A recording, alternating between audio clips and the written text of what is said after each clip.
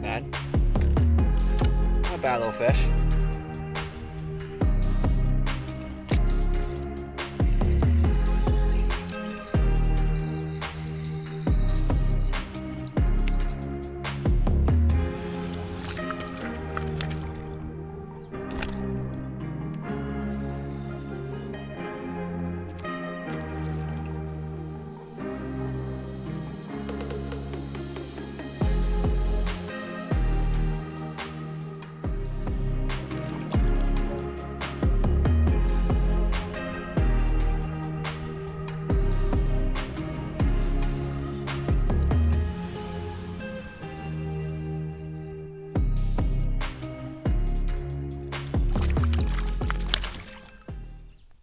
What is up, guys? Welcome back to another episode.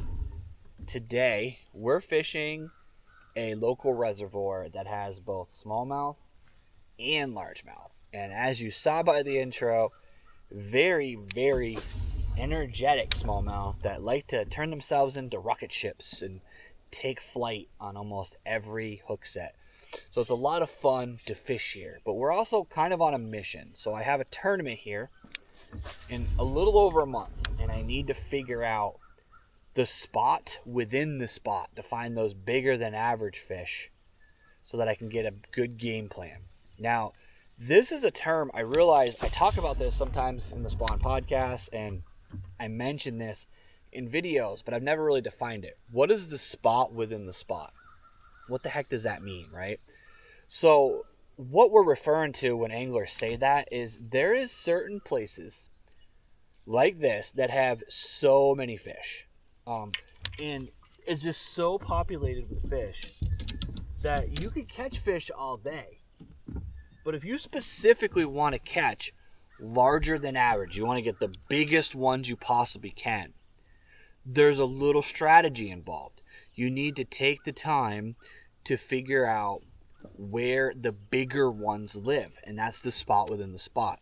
But there's not just a spot, it's also a different bait profile. Maybe you need to go with a Berkeley Max scent worm versus a Yum Dinger. Maybe you need to throw black instead of black blue flag. Maybe you need to throw June bug, things like that. It's dialing in not only the specific location that those fish live, because you can kind of find groups of fish based on where the small ones are, but you also need to find the specific bait, the type of retrieve, and every little detail that goes into what triggers those bigger fish. Those bigger fish are older, they're smarter, they've been around the block a few times, so they're not going to fall for the tricks that younger generation that you're catching, those little 12-inchers all day, those are going to just fall for stuff because they haven't had the experience, right? So that's what we're doing today. We're kind of working our way around a shoreline right now. We're going to flip some wacky rigs. We're going to probably drag a jig.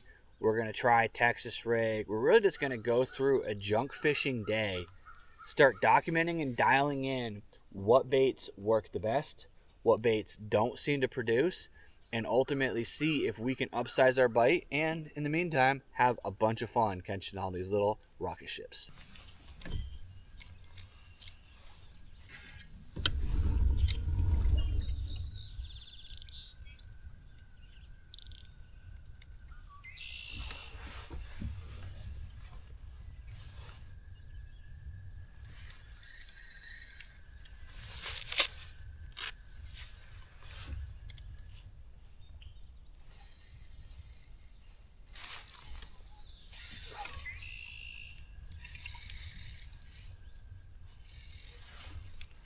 It's a largemouth, at least.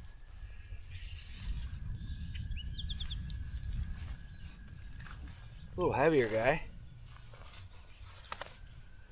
Still not quite finding the size I need, though. But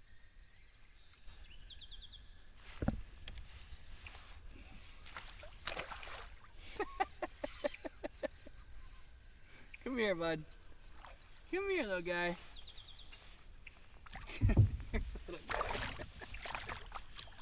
This is what's cool about this lake is I literally just caught a largemouth and a smallmouth back-to-back casts in the same spot. So that's what's really fun about this place, is that you really can get into some quality fish of both species.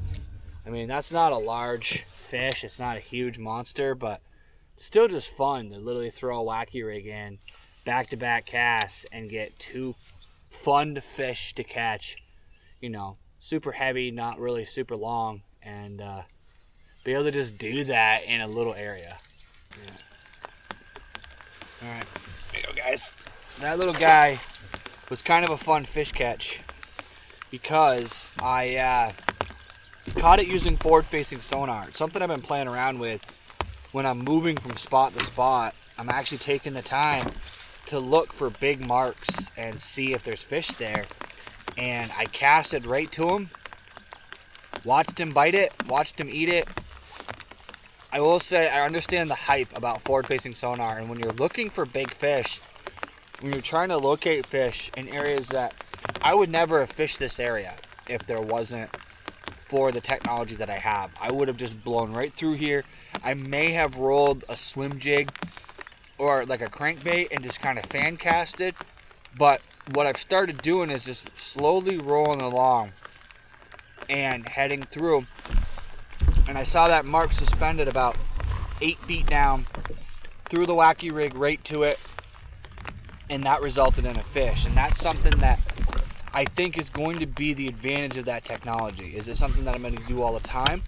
Probably not. In a lot of the places that I fish, it won't be effective because of the fact that I fish in such shallow water. But that's a perfect example of the fish I just showed you guys. I didn't have my cameras on, but I was just kind of rolling through the column, and I happened to see a big mark. And I was like, okay, that's probably a fish. Let's cast to it and see what happens.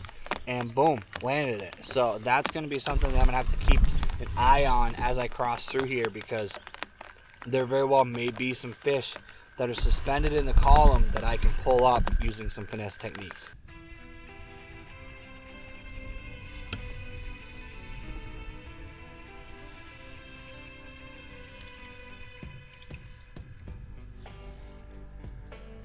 It's a little bit bigger smallmouth.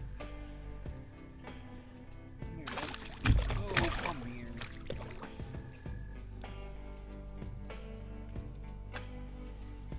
There you go, guys.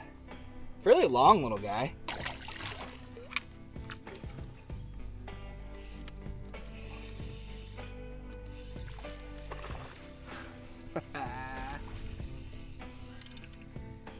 Alright, we're having fun because they're jumping. Come here, bud. Come here, little guy. Come here, little guy. Another one. Another one. There's another one. Ooh, that one might be a bigger one. That'd be a good one. Yeah, baby. Yeah, he's a little bit bigger. It's not him.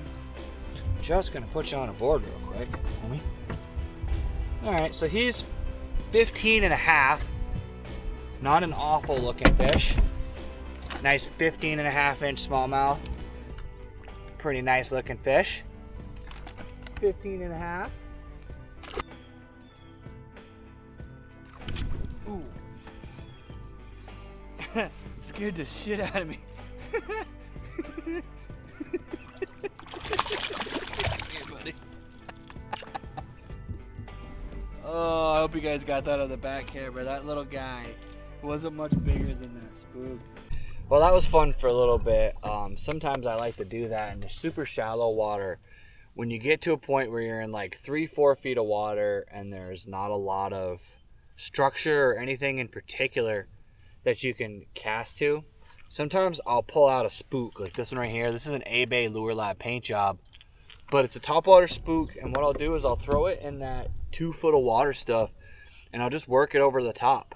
Cast it up towards the bank, parallel it, just wobble it back and forth, vary your speed, you know, start with a slow wobble and then do a quick wobble, slow wobble, just kind of vary it up and figure out what cadence they want. And ironically, the fish that were blowing up on this thing were smaller than the spook itself.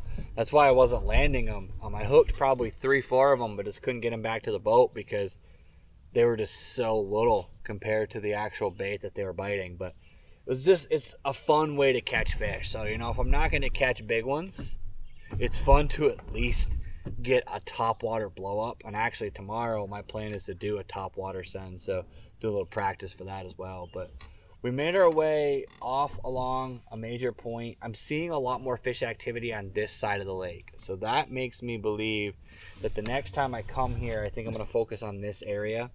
I'm seeing a lot more smallmouth running around, some largemouth, a lot more bluegill and bait fish in general. So I think this is going to be where I'm going to start next time. I am hearing thunder off in the distance though, so I've kind of slowed down my movement a little bit. I don't necessarily want to keep going further and further away from safe harbor in case a thunderstorm kicks up, because we really don't want to have to hang out in the woods until lightning, and I do not fish through a thunderstorm. It's the one type of weather condition that I don't play with. So we're going to roll through here a little bit more. We're going to work a square bill. We're going to work some crankbaits of different colors. I've actually got this thing right here. It's a mega bass bait. It's a little bluegill.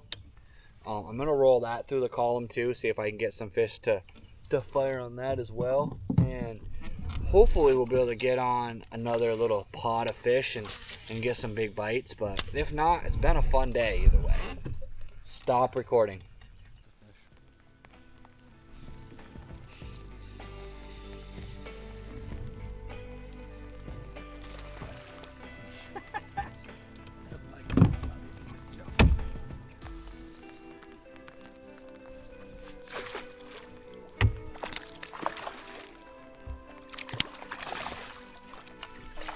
Not a bad little fish.